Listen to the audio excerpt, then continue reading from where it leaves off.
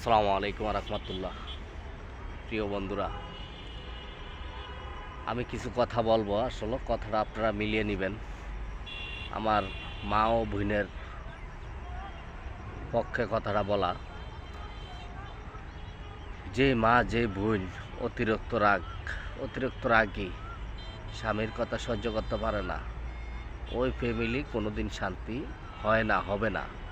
এক নম্বর কথা। দুই নম্বর কথা হইল, যে স্ত্রী যে বোন হাজব্যান্ডকে মূল্যায়ন দেন না, কথা ঠিক মতন বলেন না, ভালোবাসা দেন না, সুখ দুঃখ শেয়ার করেন না, ওই নারী জিন্দিগিতে শান্তিতে বসবাস করতে পারবে না। হয়তো এই দুনিয়াতে বসবাস করতে পারবেন শান্তিতে, পরকালে শান্তি পাবেন না। ও আমার বন্ধুরা, আপনারা বেশি বেশি নামাজের তাকিকা দেন, কিছু আমল শিখেন, কিছু হাদিস কোরআনের বই বাসায় রাখেন, বাড়িতে রাখেন, এটা তাকিদা দেন শিখার লিগা। আর বাজারে পাঠাবেন না, মার্কেটে পাঠাইবেন না, বাজার করতে নিষেধ। আমার কথাটা আসলে শুনতে ভালো না লাগতে পারে। যদি আপনার বাবা থাকে, ভাই থাকে, আত্মীয় স্বজন থাকে, তাদের মাধ্যমে বাজার করান, এসব এটি করাইতে দিয়েন না, পরকীয়া জড়িয়ে যাবে। বর্তমান সমাজ নষ্ট হয়ে গেছে ভাই পরকীয়ায়।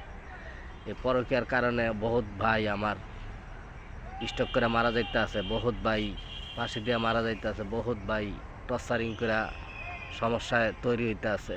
ও ভাই, নারী হলো কালসাপ, নারীকে চিনা বড় দায়। কচু পাতার ভিতরে পানি ডাললে যেরকম টপটপিয়া পড়ে যায়, এরকম নারীর মন। ভাই, নারীকে চিনতে অনেক কষ্ট, অনেক চিনারা অনেক বড় দায়। তাই আমি কথাটা বললাম, নারীকে বিশ্বাস করবেন না, তবে নারীকে ভালোবাসা দিবেন। যেই নারী ভালোবাসতে জানে, সেই নারীকে ভালোবাসা দিবেন। আমার কথাটা শুনে হয়তো খারাপ লাগতেও পারে আপনাদের, আমার মা বোনদের খারাপ লাগতে পারে, তবু কথাটা আমি বাস্তব কথাটা বললাম। আসসালামু আলাইকুম রহমতুল্লাহ।